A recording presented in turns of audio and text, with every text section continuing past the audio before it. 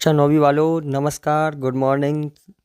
जो आज का पेपर है, आपका हिंदी का पेपर होने वाला है, उसकी कुछ जो हमारे पास है महत्वपूर्ण प्रश्न है जो कि आपको पेपर में आएंगे, है ना।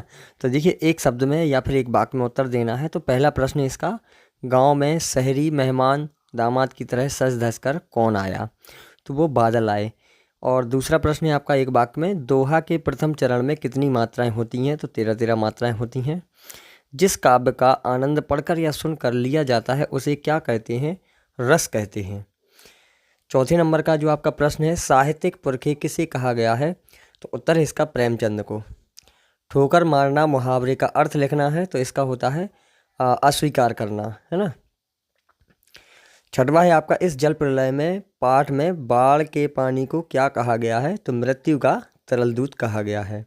चलिए अगले प्रश्न की ओर बढ़ते हैं। अगला प्रश्न है आपका, नई कविता की 2 विशेषताएं हमें लिखना है। तो पहली विशेषता है जीवन के प्रति आस्था, दूसरी है लघु मानव की महत्वता। इसके अथवा में आपका प्रश्न है, छायावाद की 2 विशेषताएं लिखना है। पहला प्रश्न है आपका, प्रकृति का मानवीकरण, दूसरा है आपका व्यक्तित्व की प्रधानता तथा प्रेम सौंदर्य। 7वें नंबर का प्रश्न है आपका, कवि पंत ने गांव को हरता जनमन क्यों कहा है? चलिए इसका उत्तर देखते हैं। इसका उत्तर है आपका, कवि सुमित्रानंदन पंत ने गांव की अद्भुत प्राकृतिक सुंदरता, हरे भरे खेतों और शांत वातावरण और फसलों की मनमोहक हटा के कारण उसे हरता जनमन कहा है। इसके अथवा में जो आपका प्रश्न आएगा वो है आपका, गांव को मरकत डिब्बे सा खुला क्यों कहा गया है? तो इसका उत्तर मैंने नहीं लिखा है, ठीक है। मैं जो है अथवा के एक प्रश्न का उत्तर दे रहा हूँ। और 8वें नंबर का आपका प्रश्न है, दोहा छंद की परिभाषा देना है, उदाहरण सहित लिखना है। तो दोहा छंद यह एक अर्ध सम्मात्रिक छंद है। इसके विषय विषम चरणों में 13 मात्राएं तथा सम चरणों में 11 मात्राएं होती हैं। उदाहरण के लिए, रहमन पानी राखिए, बिन पानी सब सून, पानी गए ना उबरे, मोती मानस चून, है ना। इसके अथवा में जो आपका प्रश्न रहेगा वो है आपका, अनुप्रास अलंकार की परिभाषा, उदाहरण सहित लिखना है। तो बिल्कुल एकदम सरल पेपर है, आप आराम से इसको हल कर सकते हैं, जितना तो आपने पढ़ाई होगा, है ना। ओहो सॉरी, अगर पढ़ा होता तो पेपर नहीं ढूंढ रहे होते, है ना।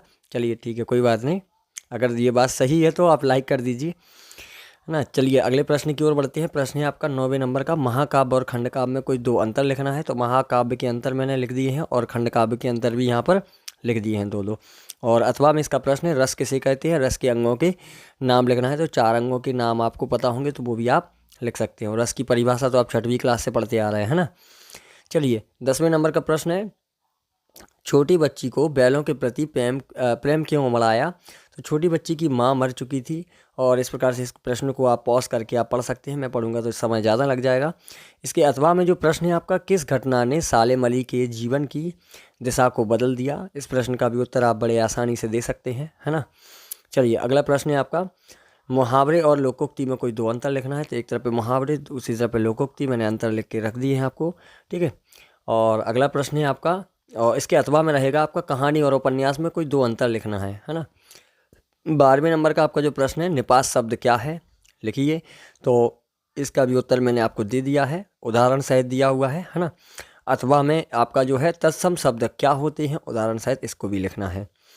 13वें नंबर का जो प्रश्न है आपका वो है, इस जल प्रलय में पाठ में लेखक ने बाढ़ की कौन कौन सी भयावह स्थितियों का चित्रण किया गया है? तो इसका भी उत्तर दे दीजिएगा आप, है ना। और अथवा में है, रीढ़ की हड्डी एकांकी का हमें उद्देश्य भी लिखना है। इस प्रकार से ये आपके प्रश्न हो चुके हैं। इसके बाद जो भी आपकी ग्रामर है वो आपको हल करना पड़ेगी, है ना। ये कुछ ज़रूरी और इम्पोर्टेंस क्वेश्चन थे, मैं आपको बता चुका हूँ। यदि चैनल को सब्सक्राइब नहीं किया तो चैनल को सब्सक्राइब कर दीजिए और वीडियो को लाइक कर दीजिए।